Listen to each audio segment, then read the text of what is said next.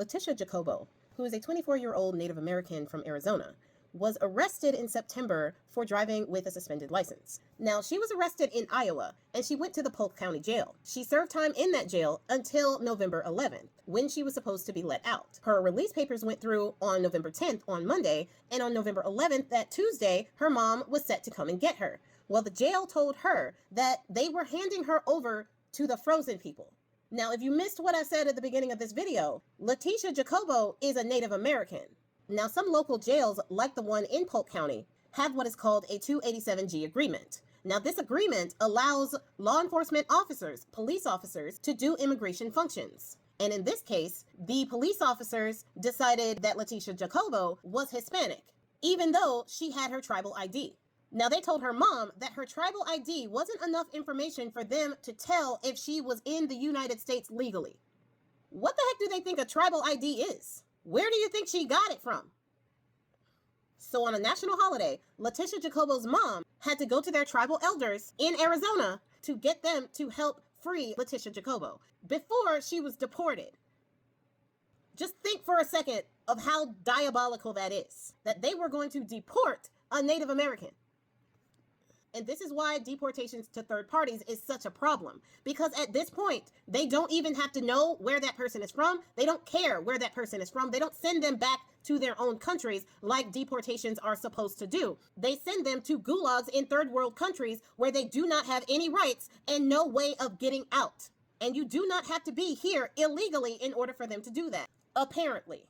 So the elders, even though it was a national holiday, moved quickly and got her birth certificates and tribal ID information and sent it over to the jail. And they had to move quickly on this because deportation preparations were already in the works. Before someone got deported, they were able to get a hearing. They would be able to plead their case, and they also got 30 days to do that or to self-deport. Now, they are literally just detaining and deporting people with no due process whatsoever. And they used an ability called the detainer to detain her for 48 hours without probable cause, which has been outlawed in some other courts, saying that this is unconstitutional.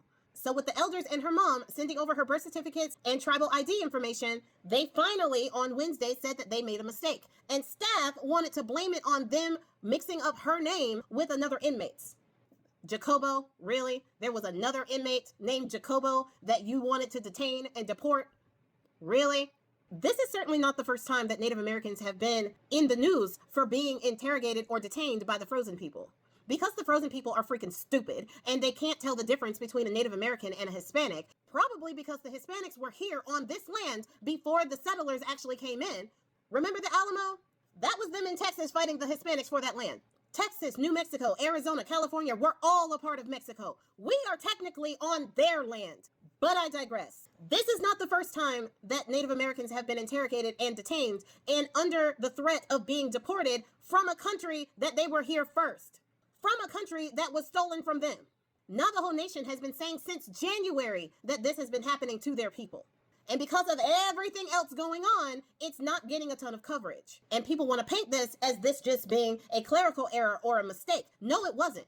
It was on purpose because they have quotas to meet and they don't care whether or not they are detaining citizens of this country. They do not care if the body filling the quota is a Native American.